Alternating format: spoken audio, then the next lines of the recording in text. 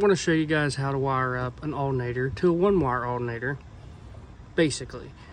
This alternator costs 63 bucks. You can get it in 63 amps, 100 amps, 101 amps. They have different amperage for these alternators. This is just my basic alternator for this car.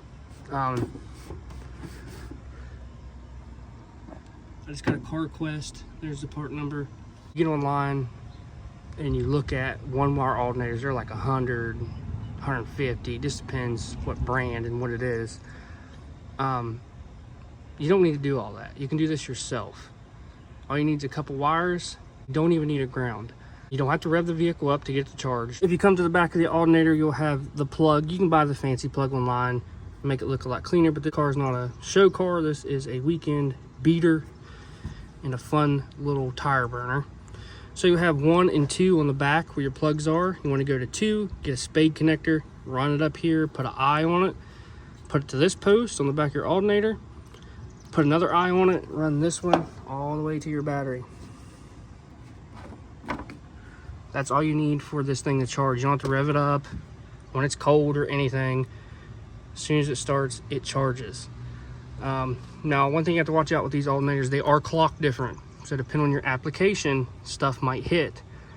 This is a Pontiac 455 and a 78 Malibu. So I got the one that was clocked like this.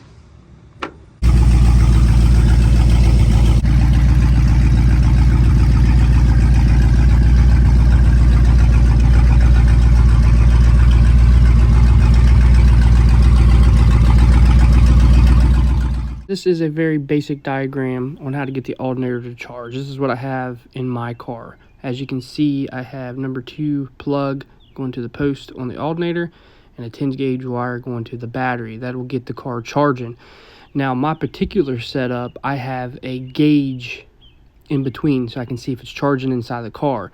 There is also a way you can hook it up with the number 1 peg on the plug for the exciter wire, and you can hook it up to a charge light, and that'll excite the alternator also, and you can see if if the alternator goes bad, the light will come on and tell you it's not charging.